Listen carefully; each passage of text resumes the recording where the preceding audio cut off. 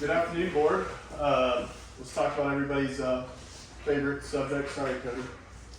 You know we all love fire and everything, but we sure do love our roads. I know you've been a hot shot lately. I'm gonna have to show you up a little bit here today.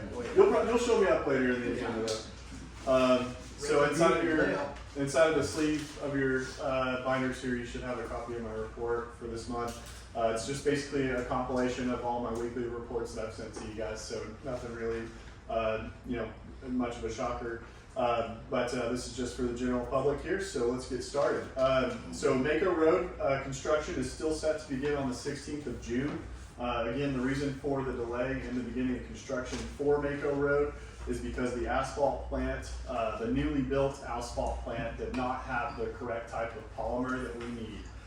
So it took them about 30 days worth of a delay to order and to get that polymer in so they can make the type of aggregate that we need. So again, June 16th is whenever we're looking at beginning construction for Mako, and here within the next week we'll be sending notices out on social media posts. We're going to send some maps out, just kind of advisory notice of construction to occur and the time frame of expectation for that construction to be completed.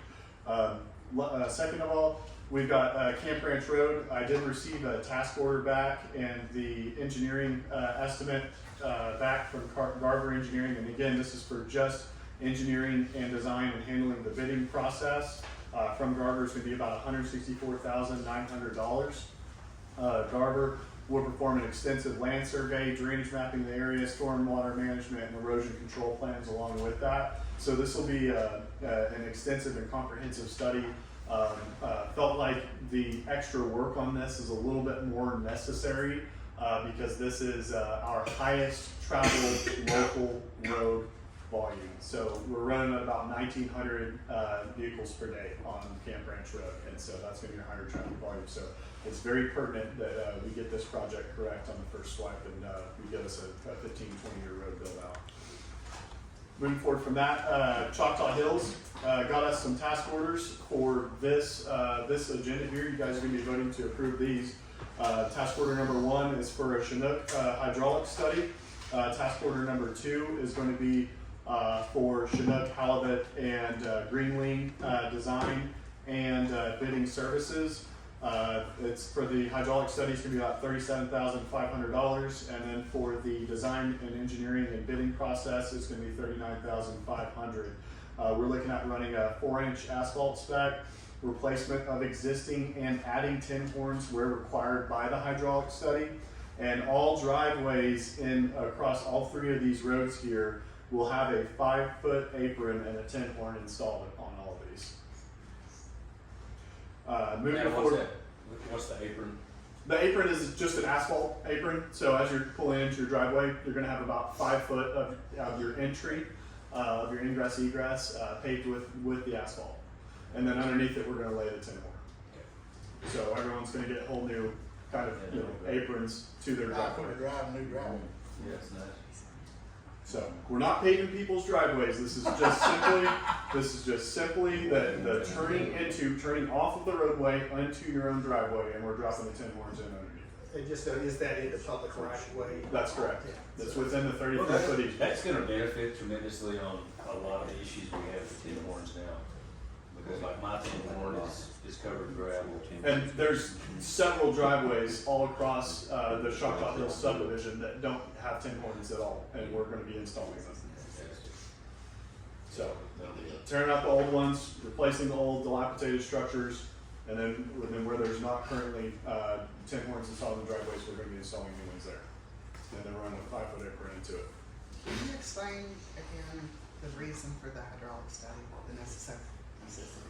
The reason for the hydraulic study is there's been a lot of man-made changes to the flow of water over there in the Choctaw Hills subdivision. So there's been a lot of development, there's been a lot of kind of taking drainage into our own hands type situation. And so the hydraulic study is going to identify what the original and what the natural flow of water should be as it sheds towards that creek that's right back over there. I think that's still the Yashal that goes through there, is it?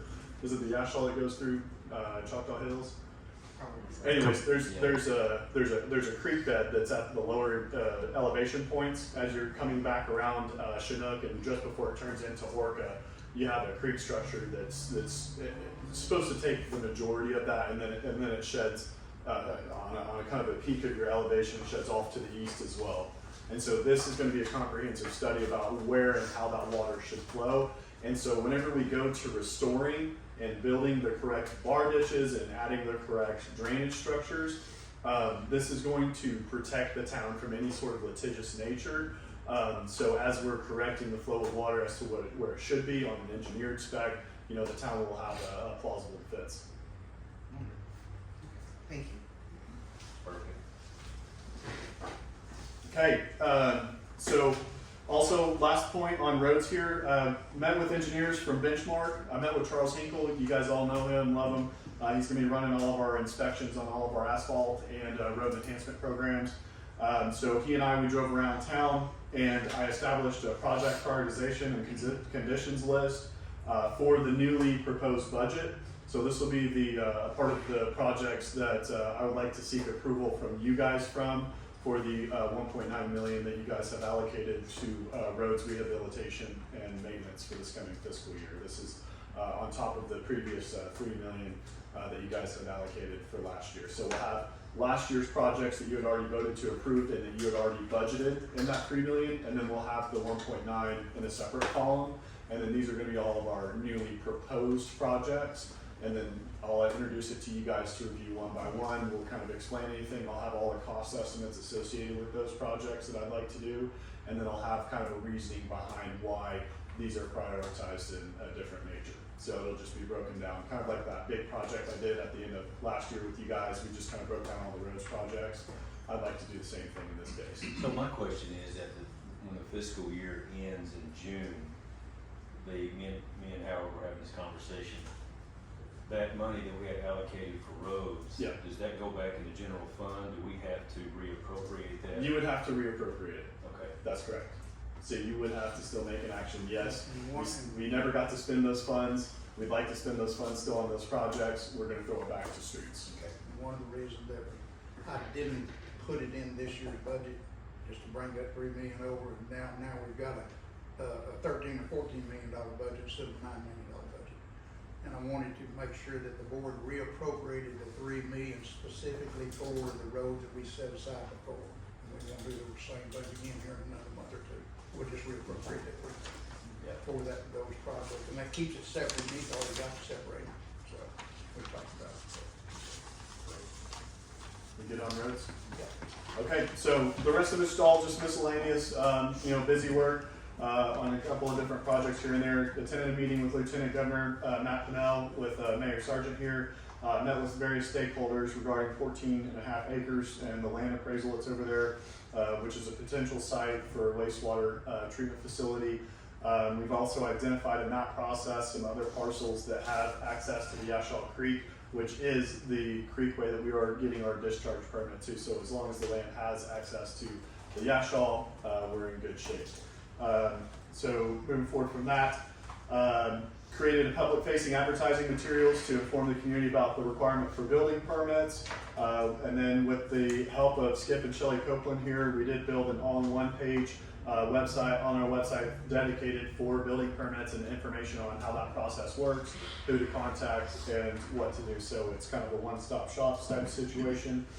Handled several rezone requests, met with several property owners and adjacent property owners with regards to those rezone requests. We're walking through those, and I would expect to have at least 2 public hearings at the end of this month for rezone requests, and then that means in the early July board meeting, that if it does pass the planning commission, then at that point you guys would be hearing on those rezone requests. That is if it does pass the planning commission. Attended OML leadership conference, partnered with Mayor Sargent here to do a welcome speech and a history overview of Hochatown and all the projects that we're facing today. We also presented to the group with a short segment on tourism, and I did that with Linda Blankenship and then the NCTA's group. I forgot the name of the group, but Matt came out and helped us out with the tourism industry over there. Did a wonderful presentation on that. Worked with engineers to design the scope and obtain task orders for Camp Ranch Road, Choctaw Hill subdivision. Identified grant opportunity that would pay for planning and engineering costs associated for the paving of Crest Road, and I forwarded that to Commissioner Williams. Just trying to help the county out with some of their projects. Developed, again, we already talked about this, building permit campaign. Worked several public records requests that we have actually sent to the Hochatown Volunteer Fire Department that have still not been fulfilled. We're meeting with our attorney still, building out plans of what we're gonna do about our public records requests with HVFD not being fulfilled. We're developing out a plan of action as we speak. Worked with our lobbyist, Skip Copeland here, and our National Zip Code Coalition on the Zip Code project. Assisted writing HR 3095 zip code resolution, which is what you guys have just recently passed in support of. Designed several updates to our zoning regulations, designed concepts of an entertainment overlay district I'd like to bring up to the planning commission at a later stage. Brought up some grant opportunities for the police department here that Chief Williamson's gonna head up. And we've had several meetings with TSW in development of subdivision regulations.